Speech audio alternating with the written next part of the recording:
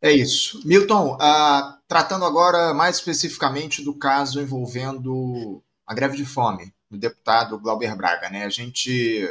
Essa greve de fome do deputado Glauber completa uma semana hoje. Foi iniciada na última quarta-feira, depois da votação lá no Conselho de Ética, na Câmara dos Deputados, e a gente viu uma ampla rede de solidariedade se construindo em torno do parlamentar, ampliando aquela denúncia de perseguição que ele sofre por parte do Arthur Lira.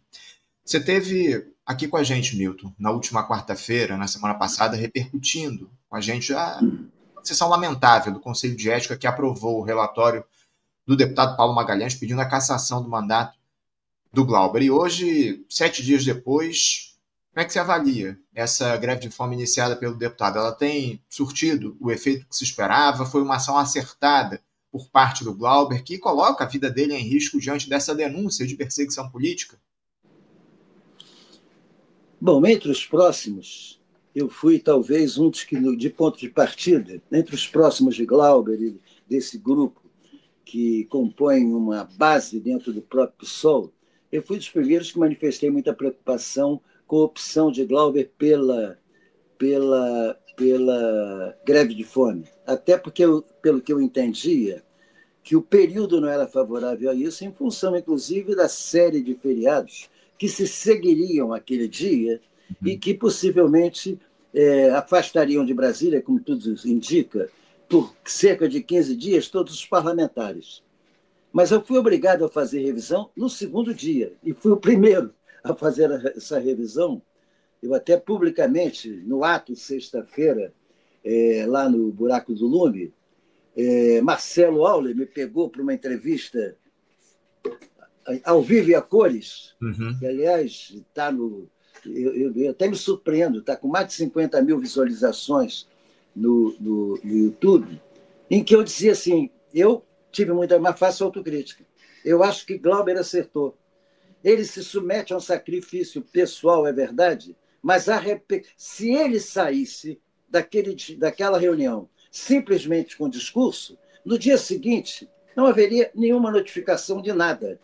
Nós nos manteríamos na nossa bolha com mobilizações dentro da lógica da esquerda mais combativa, talvez nem tendo o PT junto, só o PSOL e seus deputados e o movimento social com o qual Glauber está muito ligado, principalmente com o pessoal das estatais, possivelmente não teriam muito mais do que isso. Não teriam muito mais do que isso.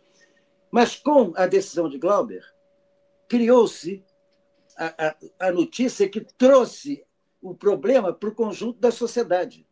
Hoje, o Brasil inteiro sabe o que quer dizer Glauber fica. O Brasil inteiro. O episódio de Nanine, no seu espetáculo em Brasília, terminando a sua exibição sob aplausos e pedindo silêncio para dizer que naquele dia ele tinha presenciado algo que o tinha chocado, que era a forma absolutamente inaceitável como se tentava caçar na Câmara dos Deputados, principalmente por quem se determinou a caçar o mandato de Glauber Braga. E a plateia em peso, a partir do próprio Nanini, gritando Glauber fica. Hoje, se você andar na rua com adesivo Glauber fica, todo mundo sabe o que significa. Então, objetivamente, isso foi produto de uma opção no qual o único que se sacrifica é o próprio Glauber. Muita gente está indo para lá, está de Brasília, está fazendo com ele, fica um dia de jejum com ele, mas ele está 7 dias sem jejum. E, objetivamente, nós estamos sentindo que, até porque, quando você vê a imagem dele hoje, se ele está perdendo energia física por conta da falta de alimentação concreta, porque ele está unicamente ingerindo água, líquidos e soro isotônico, mas, objetivamente, a gente vê que ele encontra na face dele uma espécie de alegria por ver a compreensão e a solidariedade crescente em torno do que ele fez. E isso também alimenta. Isso também alimenta. E eu, objetivamente, espero que haja uma solução política favorável antes de um problema que seja de saúde e que obrigue a retirada de Glauber para um hospital. Eu espero que a solução política chegue antes. E estamos trabalhando para isso em vários sentidos. Sem dúvida, Milton. E uma dessas iniciativas é importante, eu quero até reforçar aqui para o pessoal do nosso chat, para a gente levantar a hashtag GlauberFica. É muito importante esse apoio, essa mobilização nas redes, para, enfim, para criar esse movimento de apoio ao Glauber. Eu estou vendo aqui algumas pessoas mandando aqui a hashtag, continue mandando aí, ó, GlauberFica, para a gente apoiar, acima de tudo, esse processo aí do Glauber na tentativa de manter o seu mandato diante da perseguição que está colocada pelo deputado Arthur Lira, ex-presidente da Câmara. Agora, o Milton, como a gente citou aqui, você mesmo, esse apoio que o Glauber tem recebido, toda essa mobilização que está sendo construída em torno dele é muito importante. Mas isso, você acredita que pode ser suficiente para reverter a posição da maioria dos deputados? Porque a gente sabe, e o próprio Glauber dizia isso, que seria muito difícil a reversão desse processo na Câmara dos Deputados caso não surgisse algo novo. A gente tem essa mobilização, essa greve de fome que está produzindo todo esse quadro, toda essa comoção nacional em torno do caso Glauber. Você acha que a partir disso cria-se condições políticas para reverter essa posição dos parlamentares e evitar a cassação do mandato do Glauber no plenário?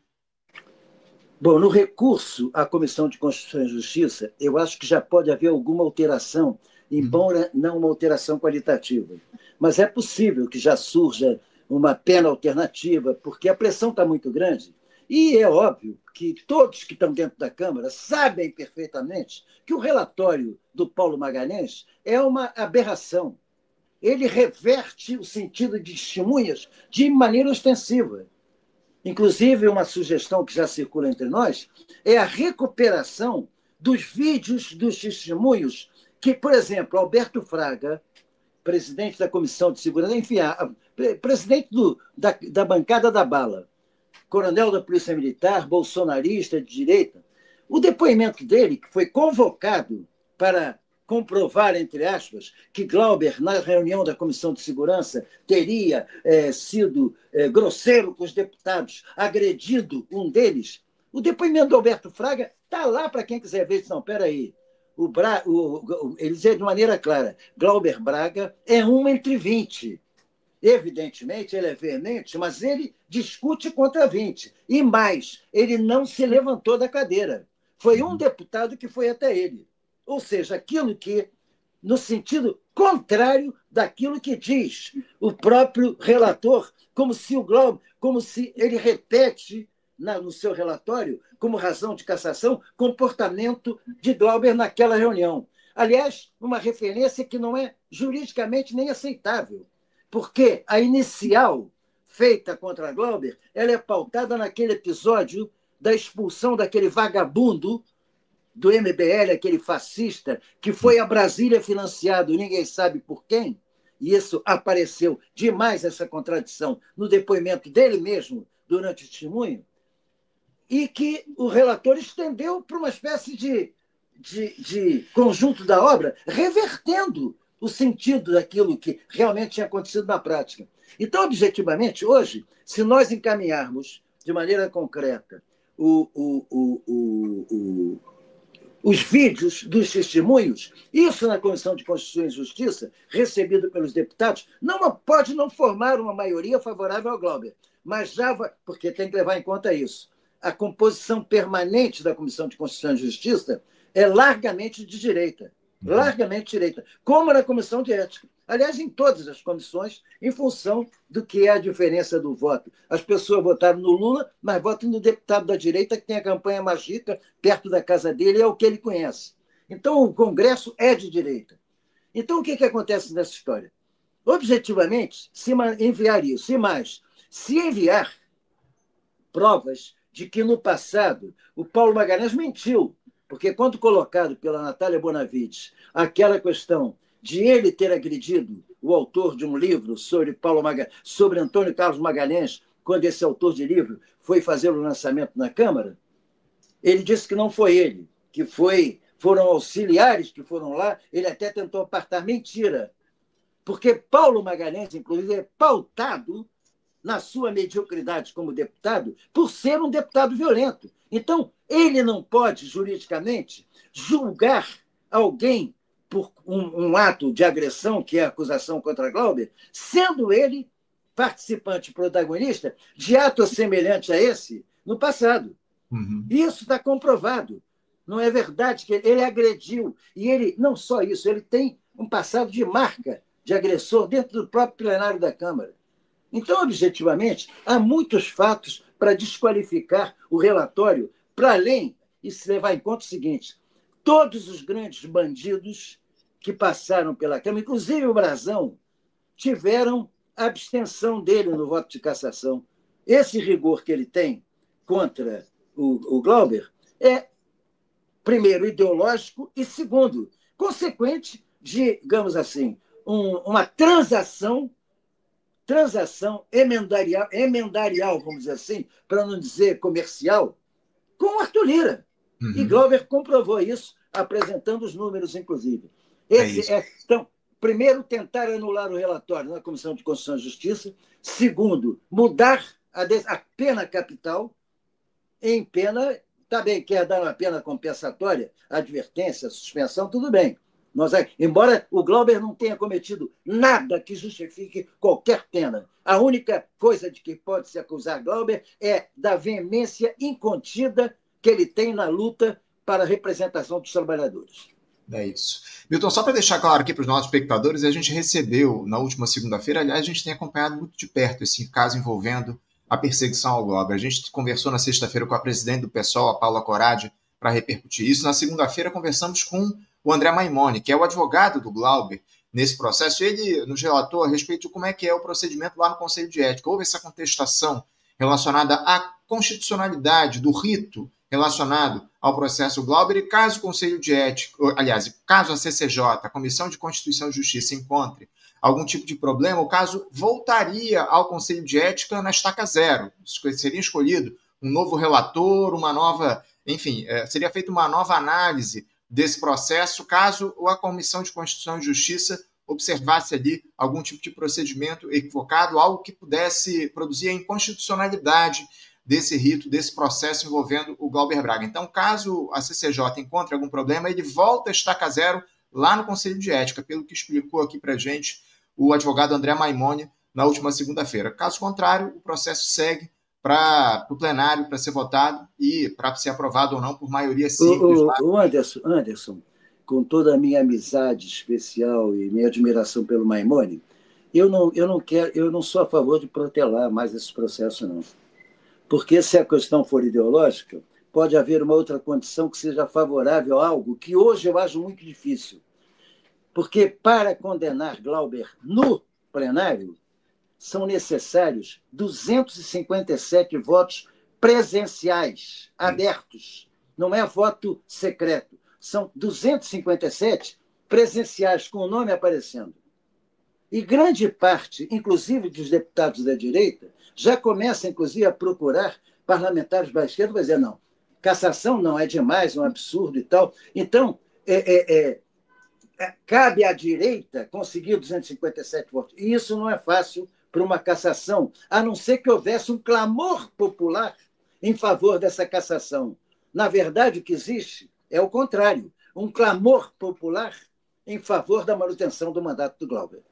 É isso. Milton, e uma outra questão aqui que eu queria levantar, você citou o nome do relator, o Paulo Magalhães, lá do Conselho de Ética, o relator desse processo, o Glauber, que votou pela cassação do mandato. Você já questionou esse sujeito lá na Câmara, né, Milton? Você, inclusive, divulgou ontem um trecho, que eu vou até colocar aqui na tela para os nossos espectadores, um trecho do Diário Oficial da Câmara dos Deputados, isso, do Diário Oficial da Câmara, que mostra a tua contestação lá no ano de 2001, se eu não estou enganado, a esse cidadão, ao Paulo Magalhães, hoje deputado pelo PSD da Bahia. Você diz aqui o seguinte, na tua fala lá no plenário da Câmara, eu vou ler aqui para os nossos espectadores, está aí na tela, mas foi uma questão de ordem. Exatamente, a questão de ordem. Sem revisão do orador. Senhor presidente, cito o inciso 12 do artigo 73, em virtude da matéria que já encaminhei à mesa no começo do mandato de Vossa Excelência e a Corregedoria da Casa. Minha questão de ordem começa com uma consulta. Quem é o corregedor nesta casa? E qual é o prazo que tem para atender ao que é formalmente encaminhado a propósito de meu comportamento? Quero ressaltar o comportamento atentatório à ética e ao bom relacionamento entre parlamentares que, seguidamente, o deputado Paulo Magalhães tem adotado nesta casa, contra Sua Excelência, que, juntamente com outro deputado, trocou ofensas a respeito de compra ou troca de mandatos para influir no resultado da eleição da mesa. Essa denúncia e todas as ofensas aqui proferidas, até lamentavelmente com a participação do líder Inocêncio Oliveira, que viram hábito, estão transformando o ambiente em um lugar de difícil convivência. Pergunto a Vossa Excelência, senhor presidente, quem cobra do corregedor o cumprimento de suas obrigações? O corregedor, não sei quem é, disputou lugar na mesa usando de todos os recursos possíveis. Certamente alguns recursos são dignos de se recorrer à corregedoria contra eles. Como se procede em tal situação? Qual o resultado da denúncia que apresentei à Corregedoria da Casa contra o deputado Paulo Magalhães por sua troca de ofensas contra outro deputado baiano neste plenário? Ou seja, Milton, você mesmo já questionava aí a postura do Paulo Magalhães lá em 2001, né, Milton? Pois é, eu nem me lembrava mais desse Diário Oficial, nem desse episódio. Eu me lembrava do episódio que eu tinha tido de confronto com Michel Temer. Mas com esse eu não me lembrava desse episódio, porque o Paulo Magalhães era um deputado menor, inclusive. E foi-me encaminhado pela assessoria do Glauber. Ele é que descobriram na pesquisa agora. Se eu soubesse disso, inclusive, porque eu testemunhei, o Glauber, eu e Erundina fomos dois nomes invocados pelo Glauber para fazer a defesa do caráter do mandato do Glauber e da veracidade daquele perfil combativo que ele tinha. Quando eu dei esse testemunho, eu ainda não tinha esse documento, que era fundamental para julgar em cima do Paulo Magalhães na hora. Então, objetivamente, creio que estão buscando formas agora de saber como é que isso compõe aquele perfil que teria impossibilitado Paulo Magalhães de ser o relator de algo que hoje acusam o Glauber, quando ele acusa o Glauber por algo que ele já foi acusado no passado. Vamos ver como é que se utiliza isso, qual é o destino que vai ser dado. É outro instrumento para a Comissão de Constituição e Justiça.